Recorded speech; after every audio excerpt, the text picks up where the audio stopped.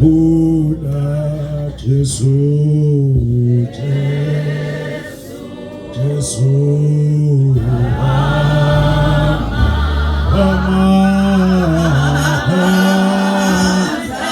Azimula, hola kazi, hola, hola kazi, hola Jesus, Jesus.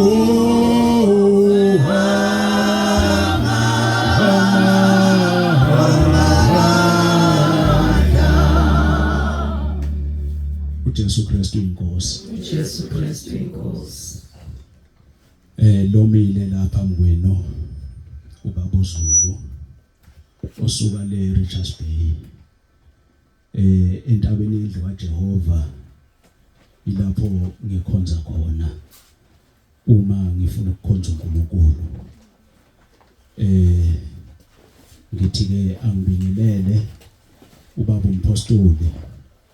Ngibingelele umama umpostoli, ngibingelele bonke abefundisi abakhona kule ndawo nabanye abasuka kwezinye indawo. Ngithi ngibingelele abantu abasha, ngibingelele omama, ngibingelele obaba nomkhulu uma ukuthi bakhona. Ngibingelele umphathi ohlelo, ngibingelele oshayela insimbi egameni lenkosi yethu Jesu Kristu. Ngithi uJesu Kristu inkosi. Jesu Kristu inkosi. Zihlobo zami, ngiyabonga kakhulu ukuthi ngigcine ngifikile kule ndawo. Bekunesifiso nje nami ukuthi ngibe kanye nabazalwane kule ndawo esikuyona.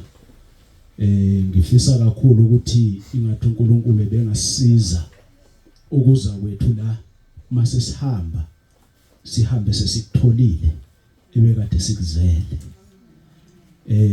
Ilokho ebengithi angikudlulise.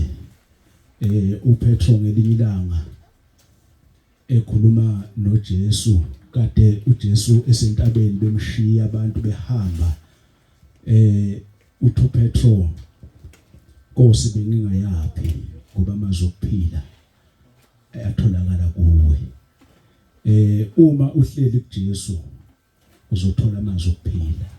Ingathi besingahlala nathi singasoki kuyena. Inkosi yomusibusise. Jesu Kristu inkosi. Phamani bazalwane bakaKristu, mukanini